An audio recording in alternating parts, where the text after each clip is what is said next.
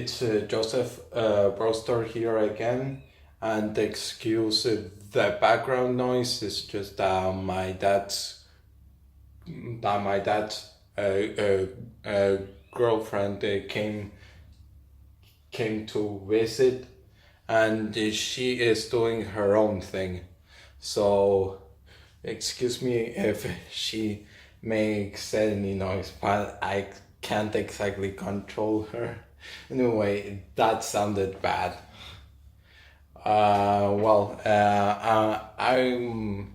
about to head out to the gym, but I wanted to make this video first, and to continue the last video I made about the Crunchyroll and High High Guardian Spice.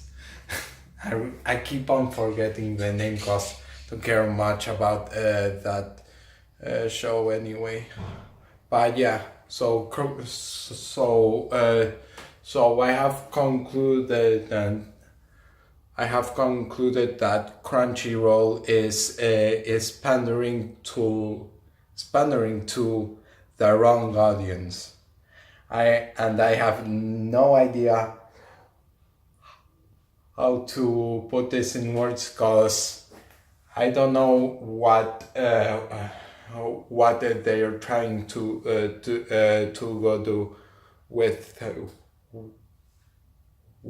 their message.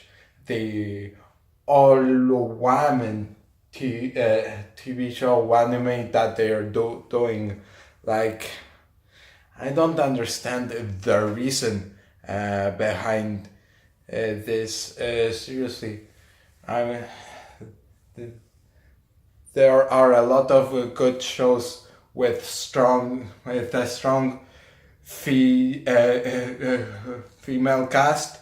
In fact, you can see this in sorry, a bit shaky here, but you can see this in Attack on Titan, in which the female cast is really strong and really manly, especially Mikasa. Like, she's the manliest girl in the show, even manlier than some of the dudes, even manlier than most dudes in that show, to be honest. But yeah, so I really can't understand what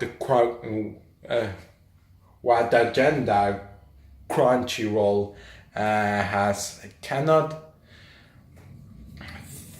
I cannot understand it, but that's the thing with SJWs, is that you can't exactly understand their motives. In fact, they can't even understand their own motives. I mean, and I've seen a lot online in the news about SJWs attacking other SJWs. So I can't exactly understand what is happening.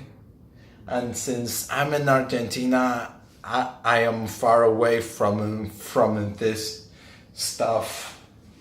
But anyway, I try to keep up because I just find it so amusing, and I need a good laugh from time to time. So so that's where I go. So Crunchyroll, what the hell is you doing? Like, seriously, trying to pander to like an audience that doesn't even watch anime. There are very few SJWs. I mean, the SJW population is very little, but they have such a strong voice on Twitter that it seems like they are a lot, but they aren't. Hey, just found a good angle to film. Yeah, right there. So so I haven't heard of that many SJWs that have watched anime. I mean, I might do a video, do my do my research about it.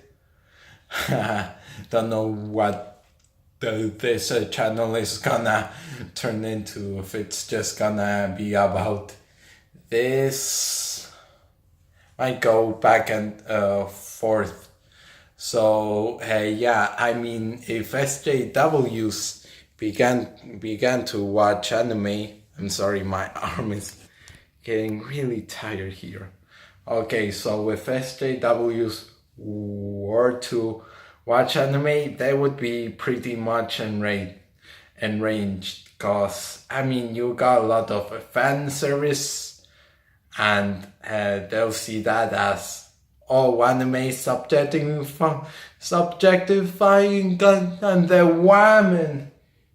Yes, yes, and there is a lot of shirtless dudes in anime and man service, but we have to think about the women over here. Oh, yeah, and how some shows can be about toxic masculinity. For example, great example is JoJo's Bizarre Adventure, especially parts 1, 2, and 3, which has a cast of really buff and muscly men. I'm not even kidding. Everyone in those parts is really jacked, but yeah, they can see it as toxic at the surface level. When you look at everything in a surface level, you'll get this kind of stuff that is gonna happen. And that's the thing with SJWs, is that they look at everything at the surface level, and with them it's all about identity politics, or so I've heard. I never had an SJW talk to me in my life, and I hope I keep it that way, because I myself show a lot of signs of toxic masculinity, if you know what I mean. Even though at times I get very emotional, especially when I watch a good anime that makes me cry. But never mind that. I mean, there are, and the characters in here, they actually showed their emotions. Like, for example, when Jonathan killed Dio, his sergeant Messes, and the guy who ruined his life, he cried because inside of him, Jonathan, he felt something for Dio, so that's why he cried. Or when Joseph cried in Caesar's, that, oh, spoiler alert for part 2. You know, I could spoil you guys for part 6 even. I'm not gonna do that. But anyway, those are my thoughts. So the SJWs that are watching anime, like the numbers, I'm not even sure that they exist, but I'll research it in the weekend. But yeah, I think I've read a couple of SJW reviews on anime, and how one was mad because because in part 2, there, in Battle Tendency, the Nazis are the good guys. I mean, they aren't in the part that long, and even in the show in general. Anyway, I can see with Jotaro, but with Jotaro, where do I even start with Jotaro? But anyway, if you read up to part 6, you'll see that Jotaro is just a tsundere and just hides his emotions. Yeah, some male protagonists in anime get so emotional. I mean, there's Luffy. When Ace died, he cried his eyeballs out. I mean, when Gohan, he's a beast. As an 11-year-old kid, he was a beast. He cried in the battle against Cell, and anyway, I can make so much examples. Even Guts, he was named the manliest protagonist in all of anime. Guess what? He cries too. Then I saw a poll yesterday about the best anime character with red hair. It was a woman. It was Ursa Scarlet. Yeah, she was named the best protagonist with red hair. What's up, Kitty? Huh? Wanna say something to the camera?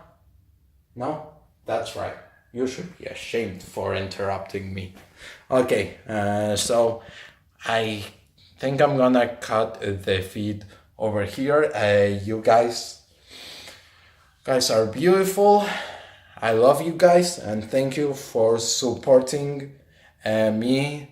I would appreciate it so much if you would subscribe to my channel, like so much. I think you guys would die of overwhelmed with my generosity. But anyway, so take care, guys. I'll live stream Spider-Man tomorrow. I don't know if anyone's gonna watch my live stream. But anyway, I always wanted to live stream. Because I say funny banter whenever I play video games, so I thought, why not?